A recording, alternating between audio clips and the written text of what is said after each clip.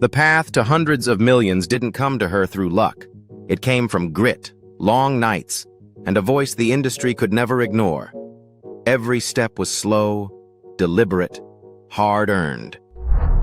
Stevie Nicks, the singer-songwriter who shaped modern rock, built her fortune the same way she built her legend, with discipline and ownership. And today, she lives far from loud arenas, settled in the dry calm of the Arizona desert, where warm horizons and quiet mornings define a life she finally controls. So let me take you a little deeper now, because the way she earned her fortune is just as deliberate as the life she lives today. Stevie Nicks has a net worth of $120 million, a fortune built on a decisive advantage. She wrote songs that last. Her wealth comes not from sudden fame, but from decades of ownership, discipline, and protection of the publishing rights behind some of rock's most enduring hits. Songwriting has always been her primary motivation.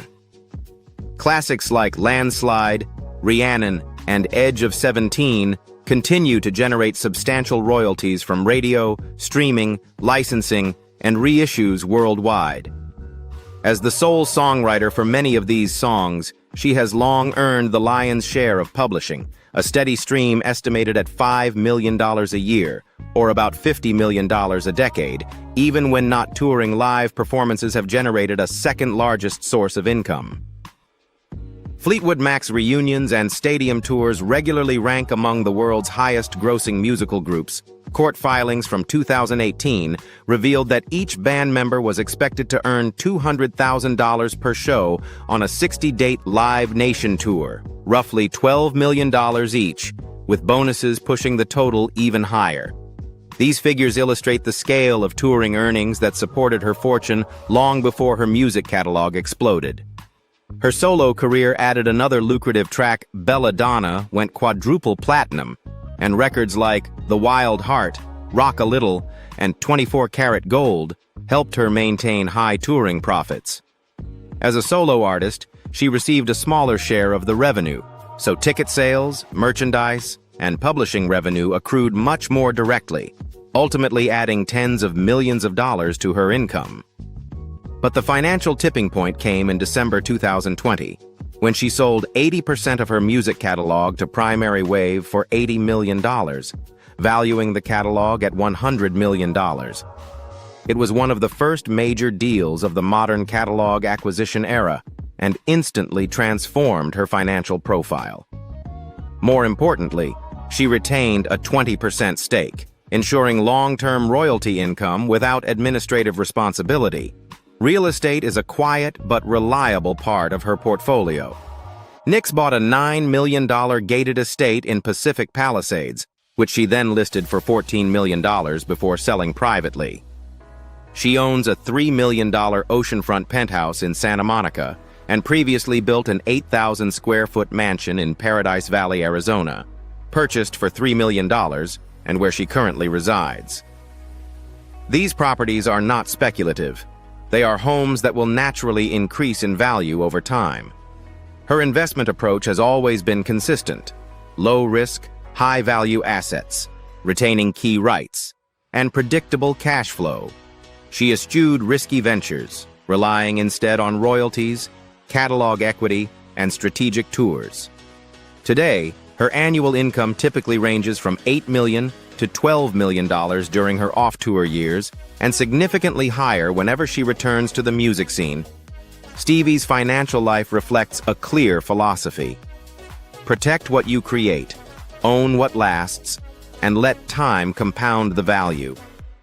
And that clarity leads us naturally to the place where she lives out that philosophy today: her quiet desert home in Arizona. Mansion in Arizona. Nestled along the quiet slopes of Camelback Mountain, Stevie Nicks's Paradise Valley home feels more like a desert hideaway than a residence.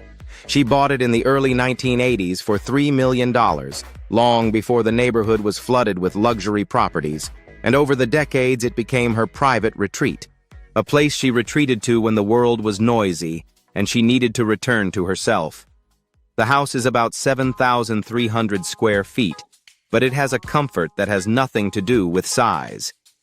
Built with stone, wood, and long sheets of desert glass, the house embraces the landscape rather than competes with it. It looks lived in, not staged. A home shaped by time, not design trends. The entryway sets the tone. Tall stone walls flanked the sides, ivy creeping gently up the edges as if it had been whispering its way up for years. A wooden bench sat near the door, simple and rustic, as if meant for someone to rest after a long hike up the hillside. Warm light streamed through the glass windows at dusk, illuminating the tiled floor and letting you know right away. Nothing was there for show. Everything was meant to be comfortable. Inside, the living room unfolded like a quiet story. Tall windows framed an almost surreal scene. Desert trees, sun-warmed stone, and a small waterfall just a few feet from the glass. The familiar interior somehow made it easier to breathe. Striped sofas, softened by time, a grand piano in the corner, warm lamps glowing like desert lanterns, and wooden floors creaking softly with history. By day, the room glows in soft desert white. By night, it becomes a cocoon, lit by the light and the gentle thump of the rocks outside. The dining area is adjacent, warmed by sunlight streaming through wide glass doors that open onto the courtyard. A long wooden table stretches beneath a classic chandelier, solid, sturdy, the kind where conversations last longer than dinner. The kitchen next door is very Stevie-esque. Cherry cabinets, double ovens, 3 sinks, 2 refrigerators, a warming drawer, a drinks refrigerator, and a pantry large enough to hold years gone by. It's a working kitchen, where meals are cooked, not served. Practical, down to earth, and quietly beautiful. The bedrooms exude the same serenity. One faces deep green, the other has pale colors and warm wood floors. But the master bedroom is the heart of the house, the space Stevie returns to after long business trips and long nights. It seems to hover between 2 worlds, airy, open, and framed by a wall of glass that looks out over the mountains and the twinkling city lights in the distance. The room changes hues as the day goes by. Morning light silvers the walls. Afternoon sun warms everything with a soft golden hue. At night, the desert transforms into a deep blue ocean behind the glass. Yet through all the turmoil, the room remains the same, the peaceful anchor on which she has built her life. The master bathroom reflects that simplicity. A garden tub, a steam shower, a double sink, and a long closet keep the space neat and clean. It's a room without a vanity, practical, peaceful, the kind of place where one can take a slow breath and let the day pass. Deeper into the house, a small living room appears almost unannounced. A sofa, a wall-mounted television, and a window that opens onto a cluster of natural stones. The room feels like an unexpected retreat, a space where someone can sit and sip tea, watch the light play on the stones, or fall asleep to soft music. It's idyllic in its own right. Outside, the house lets the desert take center stage.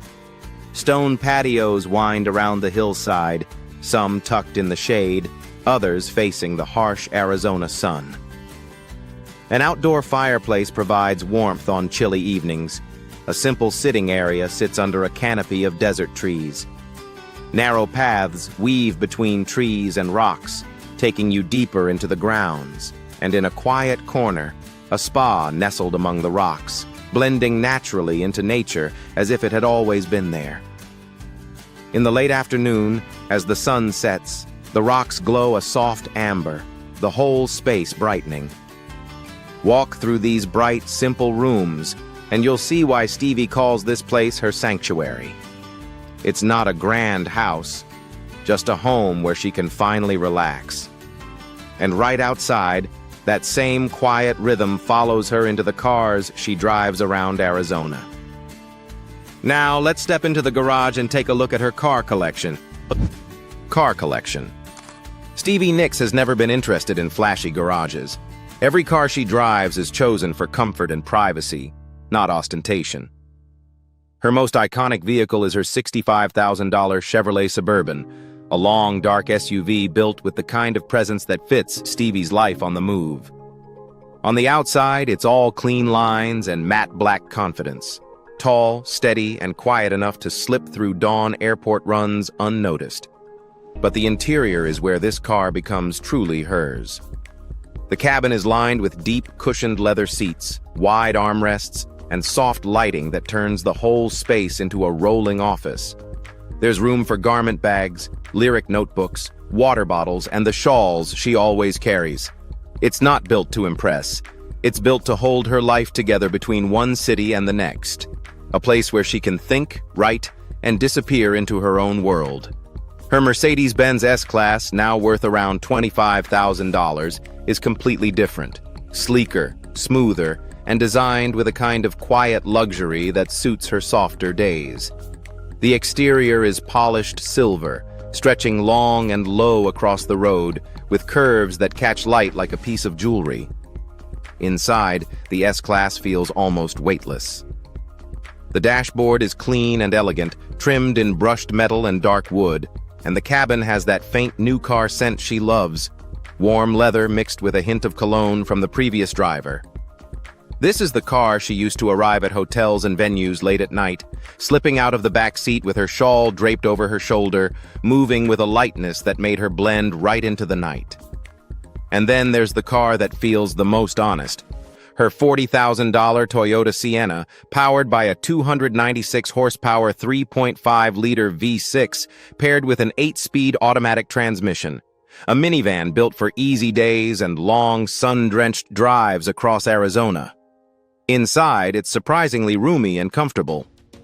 The sliding doors open to reveal a wide cabin with up to 150 cubic feet of cargo space, cushioned seats with deep cup holders, and generous compartments that hold layers of jackets, notebooks, groceries, or the little things she likes to keep within reach.